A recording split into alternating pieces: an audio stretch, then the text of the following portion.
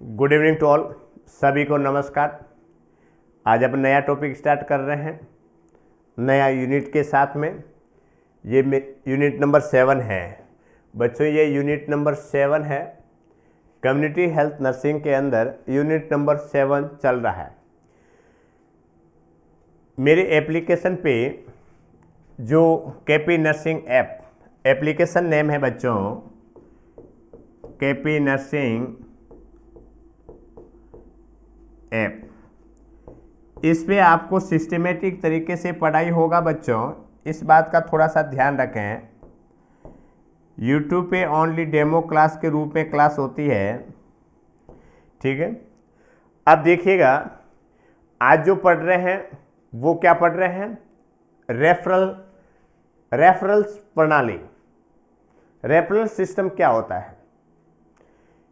जैसे हॉस्पिटल के अंदर जाते हैं, हॉस्पिटल में जा कर के डॉक्टर, एक मरीज सीरियस आया है, एक मैं बेसिक इंट्रोडक्शन बताता हूँ, फिर बाद में इसके बारे में इसके क्या क्या की पॉइंट्स है उसके बारे में अपन बात करेंगे। हॉस्पिटल के अंदर गए, डॉक्टर ने चेकअप किया, चेकअप करने के बाद में उसका प्राथमिक उपचार किया, उसका ट्रीटमेंट स्टार्ट कर दिया। फिर देखा गया कि इस मरीज को हायर सेंटर ले जाना पड़ेगा, इनको यहाँ पे सफिशिएंट मात्रा के अंदर इलाज के लिए संसाधन नहीं है, या इनको इस प्रकार की परिस्थिति है जिसके अंदर एक स्पेशलिस्ट डॉक्टर को दिखाना होगा, तो उस मरीज को क्या करते हैं, रेफर करते हैं, ट्रांसफर करते हैं एक जगह से दूसरी जगह। हायर सेंटर में उसको मरीज को रेफर कर दिया जाता है। अब क्या कारण हुआ, हायर सेंटर में किसी भी मरीज को रेफर करने का कारण क्या हुआ? एक कोई भी मरीज हॉस्पिटल के अंदर आता है, या एक मरीज है सब सेंटर पे आता है, पीएससी पे आता है, सीएससी पे आता है, उसकी कंडीशन के अकॉर्डिंग उसका प्राथमिक उपचार किया जाता है, फर्स्ट एड दिया जाता है। उसको कोई दिक्कत है तो उसको जिस हिसाब से जिस हॉस्पिटल के अंदर जो संसाधन है, जो डॉक्टर है, उस हिसाब से उसका ट्रीटमेंट हुआ। परंतु डॉक्टर के द्वारा देखने से, एक हेल्थ स्टाफ के द्वारा देखने से मालूम हुआ, a patient is suffering from the serious condition, then a requirement of the specialist doctor and a specialist techniques just like a MRI, sonography, CT scan, ठीक है। तो इस प्रकार मैं कहूं कि एक सेंटर के अंदर, एक अस्पताल के अंदर मरीज आता है, उस अस्पताल में उसका ट्रीटमेंट या उसकी सुविधा के लिए, या उसका एक फर्दर अच्छे स्वास्थ्य को बेहतर बनाने के लिए उनको एक हायर लेवल पे भेजना होता है, जिसके अंदर जहां पे वो आया है वहां पे संसाधनों की कमी है, वहां पे स्टाफ की कमी है, वहां पे स्पेशलिस्ट डॉक्टरों की कमी है। ऐसी परिस्थिति के अंदर बेहतर स्वास्थ्य के लिए उसको हायर सेंटर पे रेफर किया जाता है। यदि रेफर नहीं कराओगे तो उस कंडीशन में, उस बीमारी से रिलेटेड उसको कॉम्प्लिकेशन हो सकती है, उसको क्या हो सकता है, दिक्कत हो सकता है, जान का खतरा हो सकता है, पेशेंट की डेथ हो सकती है। जैसे आपने कई बार देखा होगा, सदर हॉस्पिटल के अंदर मरीज आया, मरीज को बोल देते हैं ट्रीटमेंट किया, उनको बोलते हैं, डॉक्टर बोलते हैं कि आपको लेके IGMS हॉस्पिटल जाना पड़ेगा, पटना जाना पड़ेगा, वहां पे स्पेशलिस्ट डॉक्टर है, आप वहां पे दिखाइएगा, वहां पे जांच करवाना होगा, उस जांच के अंदर मालूम पड़ेगा यहां पे ये संसाधन नहीं है। तो इस प्रकार बेहतर स्वास्थ्य के लिए एक मरीज का प्राथमिक उपचार देने के बाद में उसको क्या कर देते हैं, हायर सेंटर रेफर कर देते हैं। क्या कहलाता है? रेफरल सिस्टम कहलाता है। इसके अंदर बच्चों अपन पढ़ने वाले हैं, सबसे पहले मैंने अभी आपको बताया बेसिक इंट्रोडक्शन, उसके बाद में अपन पढ़ेंगे उसका डेफिनेशन कि रेफरल सिस्टम का क्या डेफिनेशन होती है, उसके बाद में उसका पर्पस क्या होता है, क्या उद्देश्य है रेफर करने का, ठीक है, वो पढ़ेंगे। उसके साथ साथ में रेफर हेतु मरीजों का चयन कैसे सिलेक्शन करेंगे। ऐसा थोड़ी है कि सारा मरीज आए, हॉस्पिटल के अंदर बहुत सारे मरीज आते हैं, उसको सारे रेफर नहीं करेंगे, उसके अंदर सेलेक्ट किया जाएगा, उसके अंदर उनकी प्रायोरिटी दी जाएगी कि ऐसे मरीज जिनका इलाज यहाँ पे संभव नहीं है, उनको बेहतर ट्रीटमेंट के लिए उनको क्या करना पड़ेगा, बाहर भेजना पड़ेगा, हायर सेंटर भेजना पड़ेगा। ठीक है, तो सिलेक्शन कैसे करेंगे उसके बारे में पढ़ेंगे। उसके बाद में अपन पढ़ने वाले हैं इसके रेफरल प्रणाली के फेस, किस प्रकार से फेस है, कैसे स्टेप बाय स्टेप उसको रेफर किया जाता है। ठीक है, उसके बारे में पढ़ेंगे। उसके बाद में एक नर्स की क्या भूमिका होती है, रेफर करते समय, रोगी को रेफर करते समय ध्यान रखने योग्य बातें, या एक नर्सिंग स्टाफ है, एक नर्स है, एक हेल्थ स्टाफ है, मरीज को रेफर किया जा रहा है, ऐसी परिस्थिति के अंदर क्या क्या बातें ध्यान रखना होता है, ये बहुत इंपॉर्टेंट है। आपने देखा होगा कि जब मरीज हॉस्पिटल के अंदर आया और भर्ती हुआ, उसका सारा कागज है, सबका है कि क्या क्या उसमें लिखना होता है, रेफरल फॉर्म आता है, उसके अंदर क्या लिखना होता है, डॉक्टर को क्या लिखना होगा, साथ में कौन जाएगा, कैसे एम्बुलेंस जाएगी, एम्बुलेंस के अंदर क्या क्या सुविधा होनी जरूरी है, और वो वहां से वहां तक पहुंचने के अंदर कितना टाइम ड्यूरेशन लगेगा, सारा कैलकुलेशन करके सारी फैसिलिटी के साथ में उसको रेफर किया जाता है। ऐसा नहीं कि उसको रेफर बोल दिया और अपन की जिम्मेदारी खत्म होगी, नहीं। रेफर करने से लेकर के वहां पे भर्ती होता है, उस मरीज हॉस्पिटल के अंदर जब तक भर्ती न हो जाता है तब तक जिम्मेदारी अपन की होती है बच्चों, इस बात का ध्यान रखें। अब देखते हैं इसके अंदर अपन एक एक के बारे में बात करते हैं। वीडियो पूरा देखना, आधा अधूरा मत देखना, नॉलेज रहेगा। ये रेफर वाला है तो आपको बहुत काम आने वाली चीजें, जो हॉस्पिटल के अंदर रियल में काम करेगा उनको सब मालूम रहेगा, और ये बात आपको इस वीडियो के अंदर आपको देखने को मिलेगी। हेडिंग डालिएगा रेफरल सिस्टम। मैंने आपको बताया था रेफरल प्रणाली स्वास्थ्य सेवाएं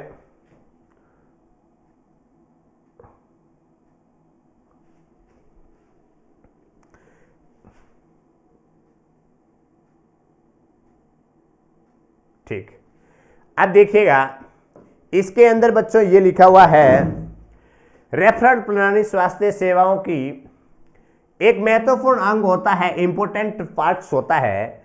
कई बार रोगी को जान बचाने के लिए अतः उसे बेहतर डायग्नोस्टिक और थेरेप्यूटिक ट्रीटमेंट या स्वास्थ्य सेवा प्रदान करने के लिए उन्हें हायर सेंटर पर या हायर हेल्थ सेंटर अथवा अस्पताल में रेफर करना पड़ता है। यदि ऐसी परिस्थिति में रोगी को तुरंत रेफर नहीं किया जाए तो उनकी जान को खतरा हो सकता है या बीमारी गंभीर रूप से धारण कर सकती है।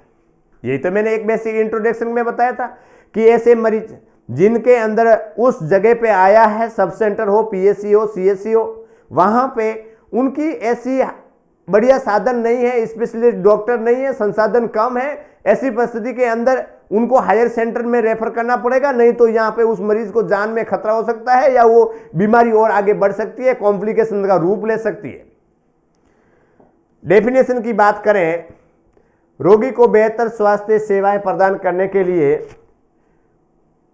रोगी को बेहतर स्वास्थ्य सेवाएं प्रदान करने के उद्देश्य से पूर्व में भर्ती, जहां पे भर्ती हुआ है, पूर्व में भर्ती कम सुविधा है तथा कम संसाधन है। एक तो जहां पे भर्ती हुआ था, जहां पे आया था, जहां पे दिखाने के लिए आया था, वहां पे क्या है, एक तो कम सुविधा है, उसके बाद में कम संसाधन है, उपकरण नहीं है। ऐसी जगह पे हेल्थ सेंटर या अस्पतालों से रोगी को तुलनात्मक अधिक संसाधन वाले तथा अच्छी तकनीकी वाले स्वास्थ्य केंद्रों पर क्या करते हैं, भेजते हैं। भेजना रेफरल प्रणाली कहलाती है। अब बच्चों आप अच्छे से समझ गए होंगे कि रेफरल प्रणाली एक ऐसी प्रणाली जिसके अंदर मरीज जहां पे आया है, जहां पे भर्ती है, उस परिस्थिति के अंदर उसको वहां पे उसका ट्रीटमेंट प्रॉपर रूप से नहीं हो पा रहा है, जिसका कारण है कम संसाधन है, जिसके अंदर क्या हो रहा है, कम सुविधा है, कम संसाधन है, और जिसकी वजह से उसका प्रॉपर रूप से डायग्नोस्टिक नहीं हो पा रहा है, उसका प्रॉपर रूप से उसका ट्रीटमेंट नहीं हो पा रहा है। ऐसी कंडीशन के अंदर जो हॉस्पिटल है, जो क्लिनिक है और जो सेंटर है, उस जगह से हायर सेंटर, तुलनात्मक जहां पे ज्यादा फैसिलिटी मिलती है, वहां पे क्या करते हैं, रेफर किया जाता है। क्या कहलाता है, रेफर सिस्टम कहलाता है। अब रेफरल सिस्टम के अंदर बच्चों बात करें, इसके अंदर जैसे मान लीजिए मरीज आया, पीएससी पे आया, प्राथमिक स्वास्थ्य केंद्र पे आया, उसका फर्स्ट एड किया, उसके बाद में उसको रेफर कर दिया। एक बात ध्यान रखना, रेफर करते हैं, फर्स्ट रेफरल यूनिट कौन सी है? फर्स्ट रेफरल यूनिट है सीएससी, कम्युनिटी हेल्थ सेंटर होता है, वो फर्स्ट रेफरल यूनिट के रूप में जाना जाता है। सब सेंटर पे आएगा, पीएससी पे आएगा, डायरेक्ट कहां पे रेफर करेंगे? सीएससी पे करेंगे।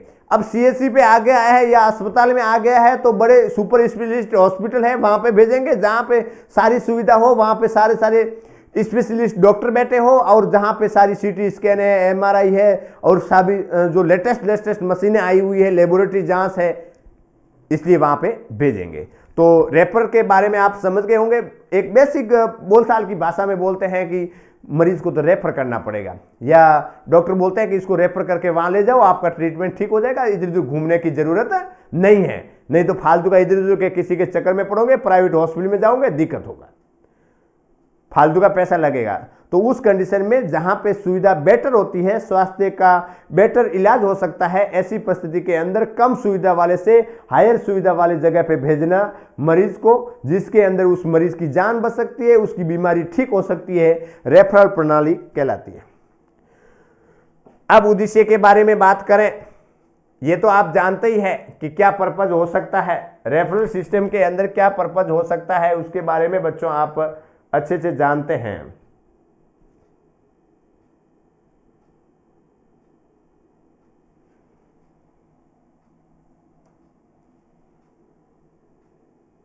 देखिएगा उद्देश्य के बारे में, सबसे पहले देखिएगा, रोगी को अधिक संसाधनों तथा अधिक अच्छी तकनीकी वाले हॉस्पिटल में रेफर करने के निम्न उद्देश्य हो सकते हैं।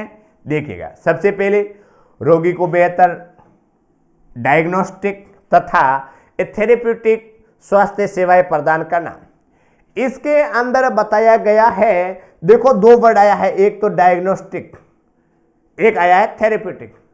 डायग्नोस्टिक का मतलब होता है कि उसका डायग्नोसिस करना कि मरीज को एक्चुअल में क्या हुआ है, कौन सी बीमारी हुई है। यह बहुत ही जरूरी है बच्चों, इस बात का क्या रखें, ध्यान रखें।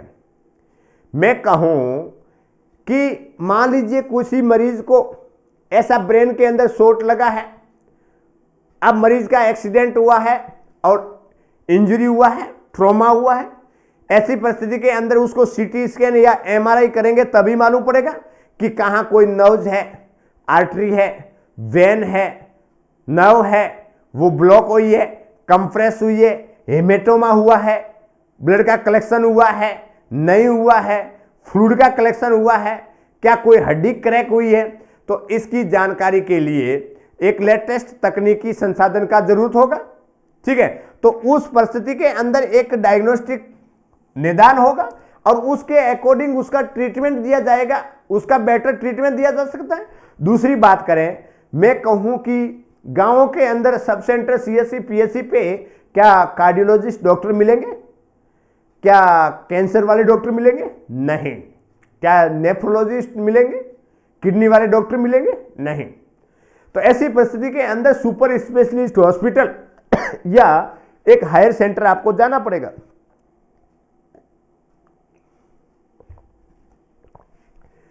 पहली बात, रोगी को आवश्यकता अनुसार विशेषज्ञ सेवाएं स्पेशलिस्ट सर्विस प्रदान करना। कई ऐसी स्पेशलिस्ट सुविधाएं, जैसे आपने देखा होगा, ए patient is suffering from the severe condition, जिसको एडमिट करना होगा, वो मरीज आईसीयू के अंदर एडमिट होगा, वो मरीज इमरजेंसी के अंदर होगा, ऑपरेशन थिएटर के अंदर उसको स्पेशली ट्रीटमेंट की रिक्वायरमेंट होती है।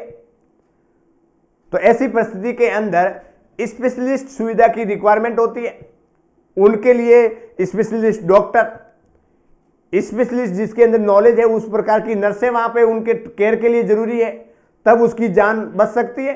तो ऐसी परिस्थिति के अंदर स्पेशलिस्ट सर्विस प्रदान करना, रोगी के प्राणों की रक्षा करना।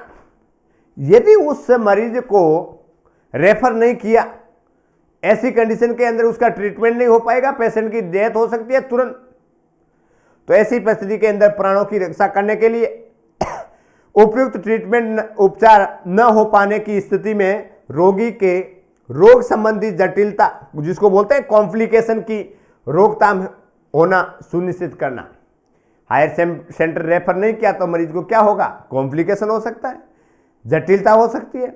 जैसे कि मान लीजिए कई ऐसी बीमारी होती है जिसके अंदर उसका प्रॉपर ट्रीटमेंट नहीं कर पाने पर, टाइम पे प्रॉपर ट्रीटमेंट नहीं कर पाते हैं, ऐसी कंडीशन के अंदर उस मरीज की जो बीमारी है वो और आगे बढ़ती जाएगी और एक दिन ऐसा हो जाएगा कि सारे जो ऑर्गन है वो काम करना बंद कर देंगे और जिसकी वजह से पेशेंट की को क्या हो सकती है, मौत हो सकती है, जान जा सकती है। तो इस प्रकार जो रेफर करने के ये इतने प्रकार के फायदे होते हैं, इतने प्रकार के उसके क्या होते हैं, पर्पज होते हैं, उद्देश्य होते हैं। ये आपके दिमाग में रखना है, ये जरूरी है बच्चों। उसके बाद में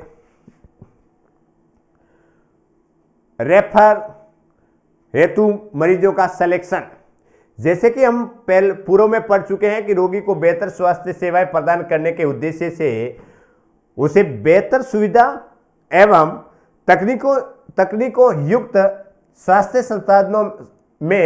संस्थानों में भेजा जाता है, परंतु कई बार पेशेंट की देखरेख कर रहे डॉक्टर, नर्सिंग स्टाफ आदि के दिमाग में प्रश्न आता है कि किस प्रकार के पेशेंट को रेफर किया जाए।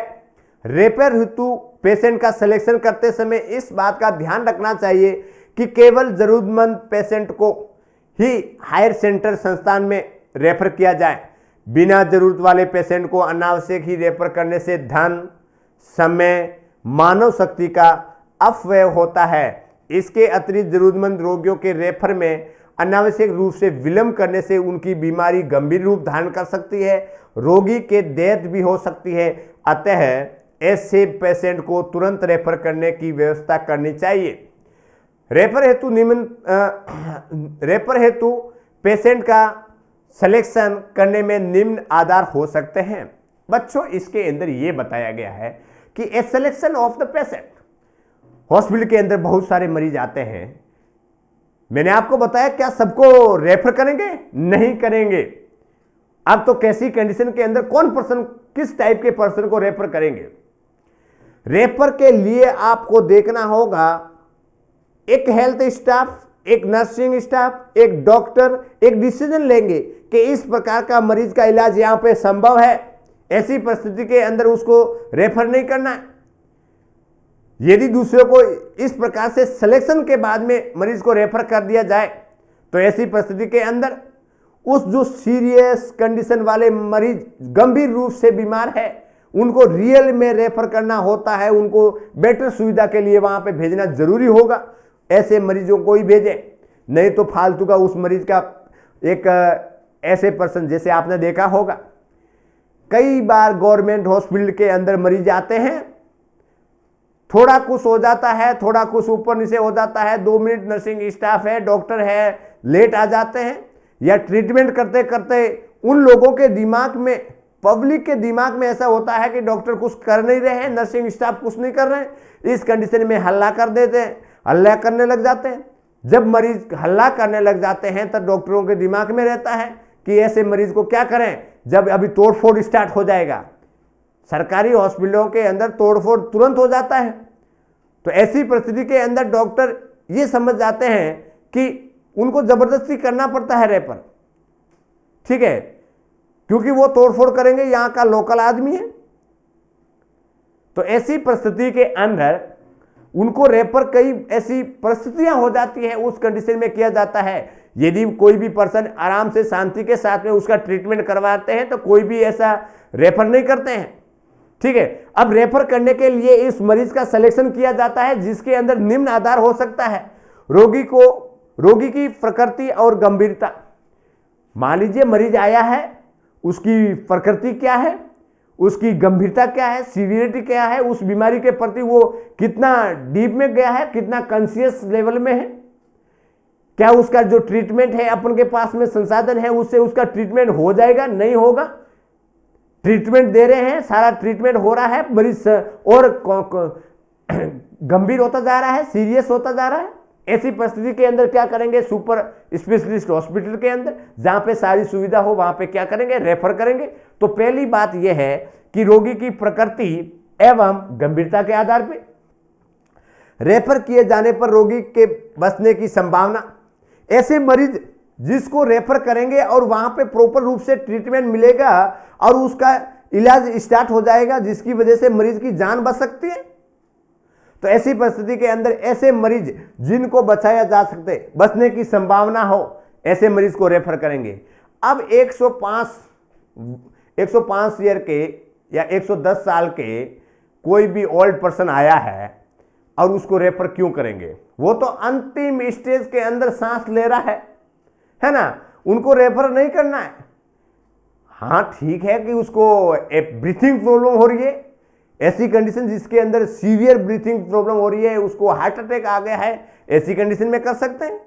तो ऐसी कंडीशन के अंदर, ऐसी कंडीशन जिसके अंदर जान बचाना संभव हो, अस्पताल में रोगी को रेफर करने के लिए आवश्यक वाहन की उपलब्धता, यदि रेफर किए जाने वाले पेशेंट की संख्या अधिक और वाहनों की संख्या कम है तो ऐसी परिस्थिति में अधिक जरूरत वाले रोगी को पहले रेफर करना चाहिए। स्वास्थ्य केंद्र और अस्पताल में मौजूद रोगियों को निम्न 3 श्रेणियों में बांटा जा सकता है। अब इसके अंदर यह बताया गया है कि रेफर वाले मरीज ज्यादा है, अब इसको भी रेफर करना होगा, इसको भी रेफर करना होगा, इसको भी रेफर करना होगा।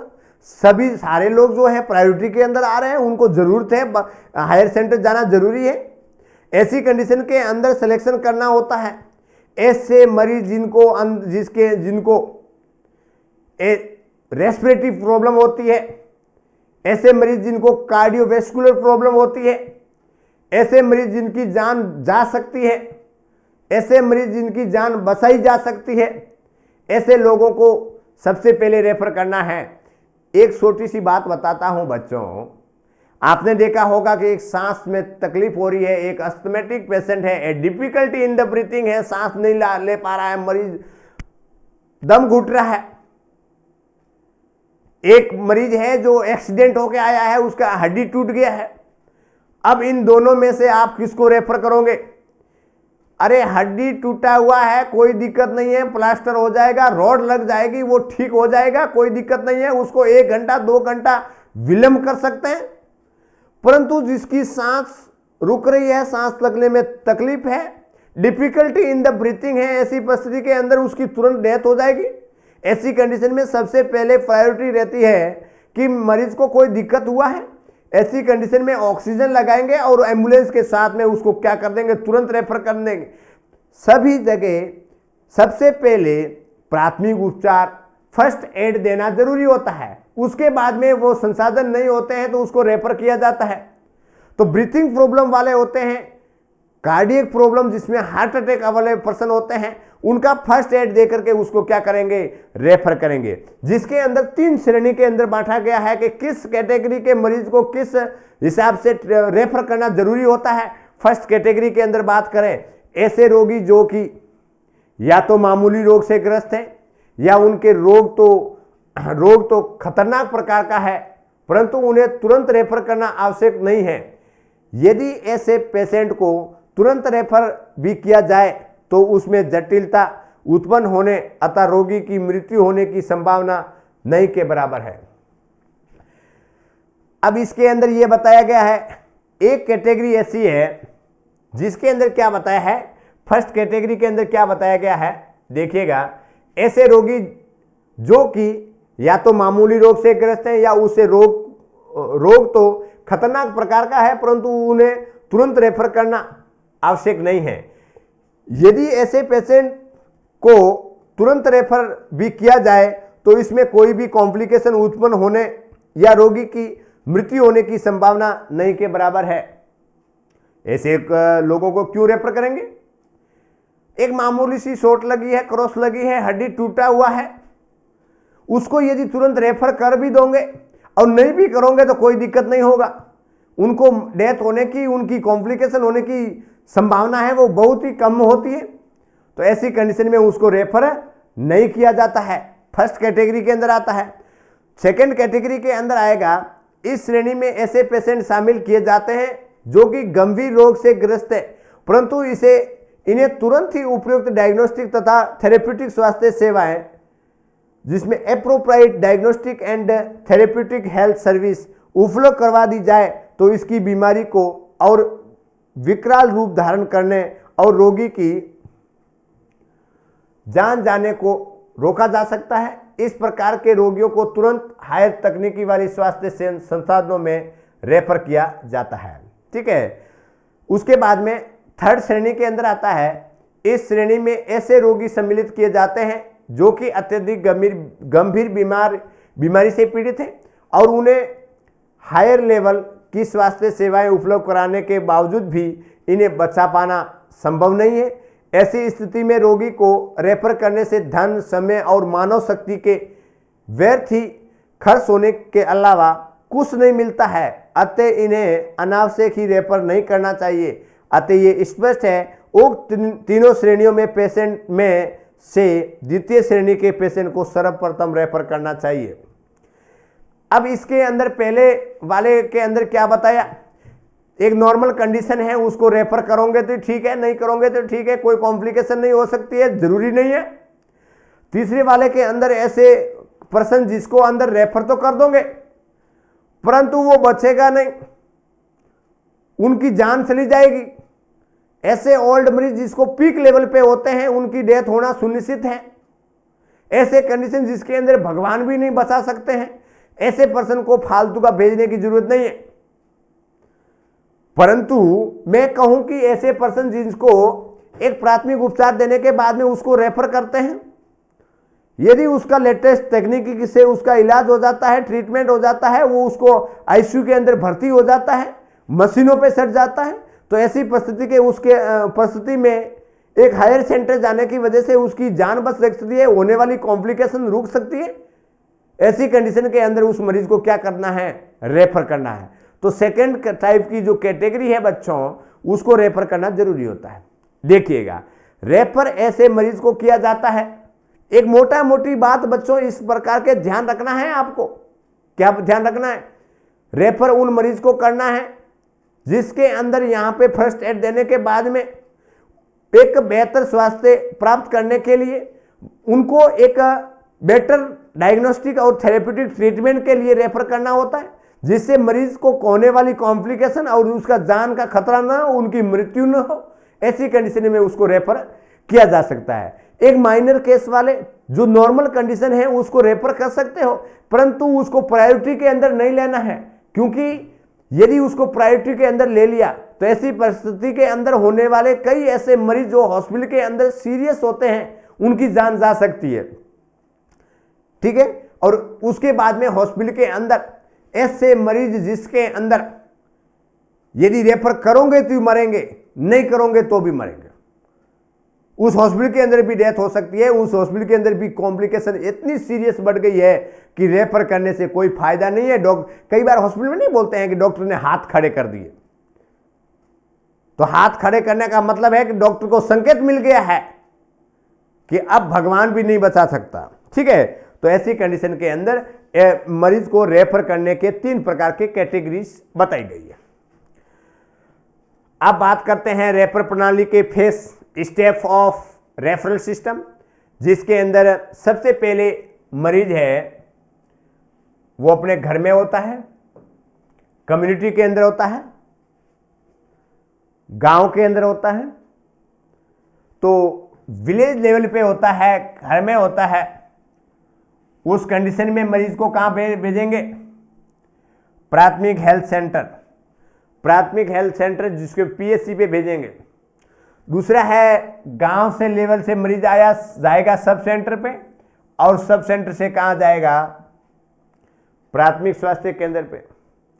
तो इस प्रकार से मैं कहूं कि गांव के लोग सबसे पहले जो सब सेंटर होते हैं वहां पे जाते हैं। सब सेंटर पे एक फर्स्ट एड दिया जाता है, और फर्स्ट एड देने के बाद में वो मरीज कहां पे जाता है, पीएचसी पे उसको भेजा जाता है। और उसके बाद में पीएचसी प्राथमिक स्वास्थ्य केंद्र है, वहां से कहां जाता है, कम्युनिटी हेल्थ सेंटर। अब कम्युनिटी हेल्थ सेंटर से बात करें तो ऐसी परिस्थिति के अंदर पीएचसी से डायरेक्ट बड़े हॉस्पिटल, डिस्ट्रिक्ट हॉस्पिटल में भी जा सकता है। कम्युनिटी हेल्थ सेंटर सीएचसी है वो भी डिस्ट्रिक्ट हॉस्पिटल में भेज सकता है। उसके बाद में medical college hospital, medical college होते हैं वहां पे भेजते हैं। और उसके बाद में स्पेशलिस्ट हॉस्पिटल होते हैं जो स्पेशल किसी एक विशेष डिजीज के प्रति होते हैं। जैसे आपने देखा होगा किडनी का हॉस्पिटल अलग होता है, हार्ट का हॉस्पिटल कई बार अलग होता है, कैंसर का हॉस्पिटल अलग होता है, पीडियाट्रिक हॉस्पिटल अलग होते हैं। इस प्रकार अलग अलग होने की वजह से उनके अंदर उनकी केयर करने वाले नर्सिंग स्टाफ है, टीम है, डॉक्टर है, उसमें सारे एक उसी बीमारी के प्रति स्पेशलिस्ट होंगे। तो इस प्रकार से एक विलेज लेवल से सब सेंटर, सब सेंटर से पीएचसी, पीएचसी से सीएचसी, सीएचसी से डिस्ट्रिक्ट हॉस्पिटल, डिस्ट्रिक्ट हॉस्पिटल से मेडिकल कॉलेज और मेडिकल कॉलेज से स्पेशलिस्ट जहां पे सर्विस होती है, स्पेशलिस्ट हॉस्पिटल होते हैं, वहां पे उनको रेफर किया जाता है। ठीक है, ताकि वहां पे एक बेटर सुविधा मिले। आपने देखा होगा कि PHC, CHC, sub centre, district hospital, medical college, specialist hospital होते हैं। उसके बाद में ऑटोनोमस हॉस्पिटल होते हैं। जैसे अपने बोलते हैं कि एम्स में जाना है, एम्स में दिखाना होगा, तो वहां पे एम्स के अंदर क्या होता है, एक ही छत के नीचे सारे भारत के पूरे डॉक्टर बैठे हुए होते हैं। वहां पे सभी प्रकार की फैसिलिटी मिलती है एक ही छत के नीचे। सभी प्रकार की जांच है, लेबोरेटरी जांच है, एमआरआई है, सीटी स्कैन है, सभी प्रकार का वहां पे होता है। सभी प्रकार के वार्ड वहां पे होते हैं ताकि सभी बीमारियों का इलाज वहां होता है। उसके बाद में PGI post graduation institute centre होते हैं। तो इस प्रकार से कई प्रकार के ऐसे हॉस्पिटल होते हैं। जैसे बोलते हैं पटना के अंदर कैंसर का हॉस्पिटल है, दिल्ली के अंदर कैंसर का हॉस्पिटल है, चंडीगढ़ के अंदर है। तो इस प्रकार से कई इस प्रकार की जो हायर सेंटर के अंदर एक लेटेस्ट टेक्निक वाले, संसाधन वाले और स्पेशलिस्ट डॉक्टर होते हैं, वहां पे मरीज को क्या करते हैं, भर्ती करते हैं। ये इनके क्या है, स्टेप है। उपयुक्त रेखा चित्र से स्पष्ट है कि ग्रामीण पर कई कार्यरत दाई अथवा अन्य स्वास्थ्य रोगी को आवश्यकता अनुसार सब सेंटर पे भेज देते हैं। उपकेंद्र से रोगी को जरूरत के आधार पर बेहतर स्वास्थ्य सेवाओं को उपलब्ध हेतु प्राथमिक स्वास्थ्य केंद्र पर भेज दिया जाता है, जहां से रोगी को आवश्यकता अनुसार सामुदायिक स्वास्थ्य केंद्र पर रेफर करते हैं। सामुदायिक स्वास्थ्य केंद्र पर भर्ती पेशेंट को आवश्यकता अनुसार बेहतर स्वास्थ्य सेवाएं प्रदान करने के उद्देश्य से डिस्ट्रिक्ट हॉस्पिटल, जिला अस्पताल से मेडिकल कॉलेज से जुड़े मेडिकल कॉलेज हॉस्पिटल तथा इन चिकित्सालयों से स्पेशलिस्ट हॉस्पिटल पर रेफर किया जाता है। हालांकि रोग की प्रकृति गंभीर होने पर कई बार रोगी को सीधे ही प्राथमिक स्वास्थ्य केंद्र से जिला अस्पताल या मेडिकल कॉलेज से जुड़े अस्पताल रेफर कर दिया जाता है। इस प्रकार रोगी को सामुदायिक स्वास्थ्य केंद्र से सीधे ही मेडिकल कॉलेज से जुड़े अस्पताल, मेडिकल कॉलेज के लिए भेजा जा सकता है। इसके अंदर यह बताया गया है, कोई जरूरी नहीं है कि विलेज वाला आदमी सब सेंटर पे जाएगा, सब सेंटर से पीएचसी, सीएचसी और डिस्ट्रिक्ट हॉस्पिटल, मेडिकल कॉलेज इस प्रकार से स्पेशलिस्ट के अंदर जाएगा, कोई जरूरी नहीं है। उस मरीज की प्रकृति और उसकी सीवियरिटी को देखते हुए उस मरीज का क्या करना है, रेफर करना है। मैं कहूं कि सब सेंटर से जा सकता है सीएचसी पे, मैं कहूं कि सीएचसी से डायरेक्ट सुपर स्पेशलिस्ट हॉस्पिटल के अंदर भी जा सकता है। ठीक है, डिपेंड करता है कि मरीज की कंडीशन क्या है, मरीज की सीवियरिटी कितना है, वो कितना गंभीर है, क्या उसको किस हिसाब से उसका ट्रीटमेंट की जरूरत है, क्या उसका डायग्नोसिस करना होगा, किस प्रकार से उसका ट्रीटमेंट चलेगा तब वो ठीक होगा। तो ये सारा देख करते हुए उसको क्या करते हैं, रेफर किया जाता है।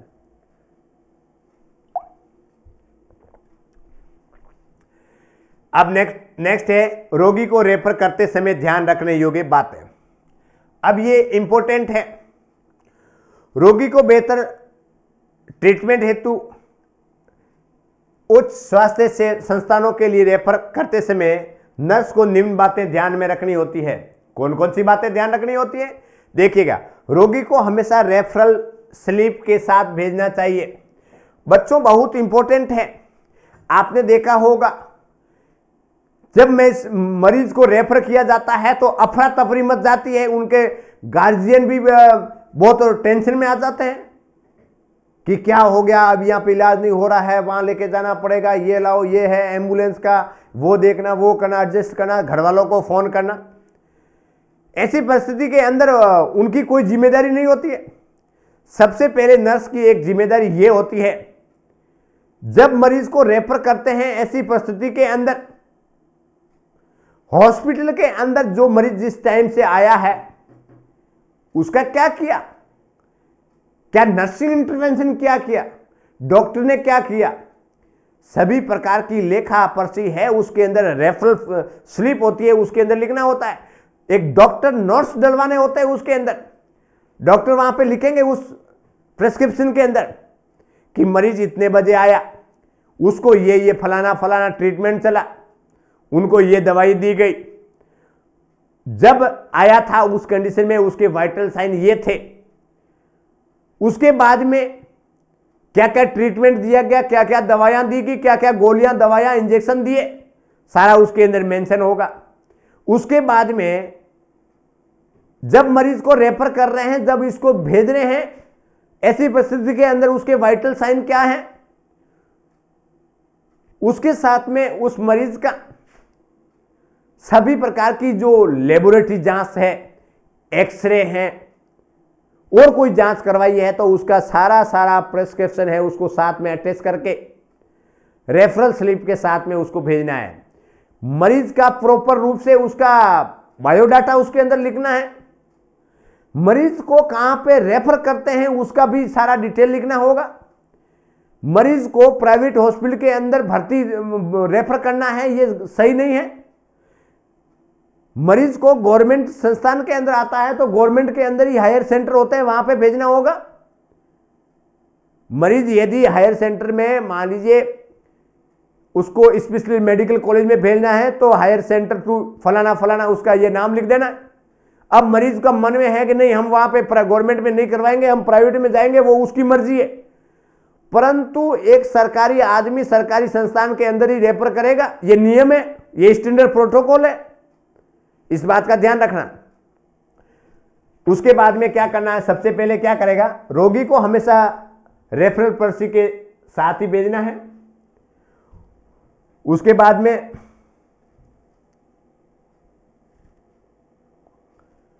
रेफरल पर्ची पूरी तरह से भरी हुई होनी चाहिए तथा इन पर रोगी के नाम क्या क्या लिखना होना है।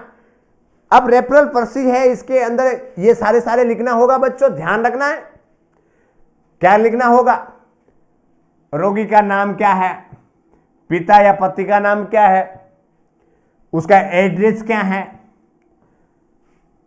कौन सी हॉस्पिटल कौन सी संस्था से जहां रेफर किया है, संस्था का नाम जहां रेफर किया है, रेफर करने का दिनांक, कहां पे रेफर किया है उसका संस्थान का नाम लिखना है।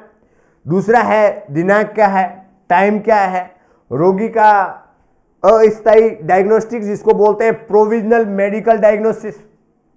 अब एक मरीज आया, उसको देखा और देखने के बाद में वहां तो सुविधा ज्यादा नहीं थी, परंतु एक अनुमानित प्रोविजनल डायग्नोसिस क्या कि ए patient is suffering from the this type भी प्रकार की बीमारी। हकीकत में तो मालूम पड़ेगा जहां पे मशीन पे उसका इलाज होगा, ट्रीटमेंट होगा, उसकी लेबोरेटरी जांच आएगी, उसकी सीटी स्कैन आएगी, उसकी एमआरआई आएगी, तब तो प्रोविजनल डायग्नोसिस भी उसके अंदर लिखना है। रेफर करने का कारण, क्यों रेफर करने हैं उस डॉक्टर को, नर्सिंग स्टाफ को क्या उसको मालूम हुआ कि मैसेज नहीं उसको रेफर करना जरूरी है, ठीक है, तो रेफर करने का कारण भी लिखना होगा, स्पष्ट शब्दों में लिखे होने चाहिए। रेफर पर्ची का प्रारूप अगले पेज में बताया गया है, ठीक है। तो रेफरल वाला एक मैं आपको बताऊंगा कि रेफरल करते समय मरीज को किस प्रकार से उसका डाटा लिखते हैं, क्या क्या उसके अंदर स्टेप होते हैं, तो वो अपन नेक्स्ट पढ़ेंगे, ठीक है। रेफरल का अंदर एक रेफरल प्रेस्क्रिप्शन आता है, अलग से आता है, उसको भरना होता है, उसको प्रेस्क्रिप्शन कार्ड के साथ में अटैच करना होता है। रेफर हेतु रोगी का सिलेक्शन सावधानी के साथ में करना चाहिए। बेहतर ट्रीटमेंट को अधिक आवश्यकता वाले रोगी को पहले रेफर करना चाहिए। मैंने आपको थर्ड स्टेज 3 प्रकार के क्राइटेरिया बता दिए थे, जिसके अंदर ऐसे मरीज जिनका ट्रीटमेंट हो सके, उसकी जान बच सके, जो कॉम्प्लिकेशन ना हो आगे और तुरंत उसका इलाज हो जाए, ऐसे मरीजों को सबसे पहले रेफर किए जाते हैं। जैसे सांस में तकलीफ वाले होंगे, हार्ट अटैक वाले होंगे, ठीक है ना, उसको तुरंत ही ट्रीटमेंट की रिक्वायरमेंट होती है। रेफर करने से पूर्व रोगी को सभी आवश्यक ट्रीटमेंट दिया जाना चाहिए। एक फर्स्ट एड जहां पे मरीज आता है उस परिस्थिति के अंदर सारे उसको ट्रीटमेंट दे देना है, फर्स्ट एड दे देना है। ऐसा नहीं है कि यहां से देखा नहीं इसका इलाज यहां पे नहीं होगा, नहीं। उसका प्राथमिक उपचार जिस प्रकार से प्रोविजनल डायग्नोसिस बनाया था उसके आधार पे सारा दवाइयां दे देनी है। उसको कैन्युला लगा देना है। मान लीजिए छोटी मोटी जो जांच है तो जांच भेज देनी है, उनको ग्लूकोज का बोतल चढ़ा देना है। कोई ऐसी रिएक्शन मान लीजिए हुआ है तो रिएक्शन की दवाई दे देनी है, रिएक्शन नहीं हो एंटीबायोटिक दे देना है, पेन दर्द हो रहा है पेन किलर दे देना है। इस प्रकार से बेसिक उसका ट्रीटमेंट करते हुए भेजना है। उसके बाद में वाहन द्वारा रोगी को एक अस्पताल से दूसरे अस्पताल भेजते समय उसकी आवश्यकता अनुसार आईवी फ्लूइड, ऑक्सीजन, मेडिकेशन आदि जारी रखना चाहिए। मान लीजिए मरीज को रेफर कर रहे हैं, ऐसी परिस्थिति के अंदर एम्बुलेंस लेके जाएगी, उस एम्बुलेंस के अंदर आईवी फ्लूइड कितना चलेगा, कितना रास्ता दूर है और कितना टाइम लगेगा, उसके अकॉर्डिंग उसको आईवी फ्लूइड चढ़ाना है। उनको ऑक्सीजन है, ऑक्सीजन खत्म नहीं होनी चाहिए। मान लीजिए रास्ते के अंदर ऑक्सीजन खत्म हो गई रास्ते में, ऐसी परिस्थिति में मरीज को दिक्कत हो सकती है, मरीज की जान जा सकती है। तो ऑक्सीजन है, कई ऐसी मेडिसिन है जो रिक्वायरमेंट होती है, उसको भी साथ में रखना है। वाहन से रोगी को लिटाते समय उसके आराम का ध्यान रखना चाहिए। रोगी को आरामदायक स्थिति में लेटाना है, मरीज को कंफर्टेबल पोजीशन प्रोवाइड करवाना है। बच्चों इस बात का ध्यान रखें, जब उसको लेटाते हो वाहन के अंदर, एम्बुलेंस के अंदर, रोगी के वाहन में परिजनों की अनावश्यक भीड़ को जाने से रोकना चाहिए। आपने देखा होगा कि हॉस्पिटल के अंदर जो भर्ती होते हैं, एक आदमी आता है तो 10 जने घर वाले आ जाते हैं। अब रेफर किया है तो 10 के 10 यहां शेरशाह से लेकर के कहां पे जाएगा, सीधा पटना जाएगा, नहीं। वाहन के अंदर अनावश्यक रूप से उनके परिजनों को नहीं लेना है। 1-2 ले सकते हो, 2 रहेगा साथ में, आराम से जा सकते हैं। तो भीड़ भाड़ का भी ध्यान रखना ज्यादा। रोगी के साथ किसी भी एक नर्सिंग स्टाफ को आवश्यक रूप से साथ जाना चाहिए तथा रेफर किए गए स्थान पर भर्ती कर दिए जाने के बाद ही रोगी को वाहन लेकर के वापस लौटना होता है। अब इसके अंदर यह बताया गया है कि मान लीजिए रेफर कर दिया, अब एम्बुलेंस के अंदर मरीज को बिठा दिया, उसके साथ में एक नर्सिंग स्टाफ, हेल्थ पर्सन जाना जरूरी होता है, ताकि उस मरीज को रास्ते के अंदर होने वाली डिफिकल्टी है, आईवी फ्लूइड चेंज करना है, ऑक्सीजन को चलाना है, कोई दवाई की जरूरत पड़ी तो डॉक्टर से कॉन्फ्रेंस करके दवाई दे सकते हैं। तो इस प्रकार से, और उसके बाद में जब हॉस्पिटल में हायर सेंटर पे जाते हैं तो रेफरल जो पर्ची है, स्लिप है, उसको दिखाना होगा, उन डॉक्टर से मिलना होगा, और उसके बाद में क्या करना होगा, उस मरीज को वहां पे जब तक भर्ती नहीं होता है तब तक वहां से हटना नहीं है। जब मरीज वो आगे ले लेगा, भर्ती हो जाएगा, उन्होंने डॉक्टर वो आकर ट्रीटमेंट स्टार्ट कर देते हैं उस मरीज का, उसके बाद में एम्बुलेंस में बैठ के वापस आना है, तब तक वापस नहीं आना। इस बात को भी ध्यान नहीं रखना। कई बार आपने देखा होगा कि सरकारी अस्पताल के अंदर एम्बुलेंस बाहर छोड़ देती है और चली जाती है, नहीं, ये सही नहीं है। मरीज को हॉस्पिटल के अंदर लेके जाना है, सारा प्रिस्क्रिप्शन डॉक्टर को दिखाना है, उनके बाद में उनको समझ में आएगा कि हाँ ये रियल में जो उसका एक सीरियस पेशेंट है, उसको एडमिट करना होगा, तुरंत उसको जो जरूरत है, रिक्वायरमेंट है, उसका एडमिशन होगा। एडमिशन के अकॉर्डिंग उन्होंने ट्रीटमेंट उनके लेवल पे स्टार्ट कर देते हैं। फिर बाद में जो रेफरल सिस्टम है, एक आपके पास में भी पर्ची रहेगी, वो लिख के देंगे कि हाँ हम रिसीव किए हैं उस मरीज को, ठीक है। उसके बाद में आकर के वो कागज है वो वापस इस हॉस्पिटल के अंदर जमा करना होगा।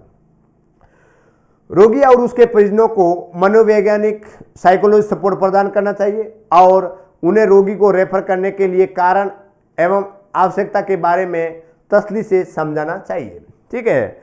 रोगी को समझाना है, उनके रिलेटिव्स को समझाना है कि हम इस कारण से आपको रेफर कर रहे हैं, हमें कोई भी किसी भी प्रकार की आपसे कोई विरोधी नहीं है, ठीक है, और ये जरूरी है आप वहाँ पे जाइए और आप ट्रीटमेंट करवाइए, ठीक हो जाओगे, ठीक है ना।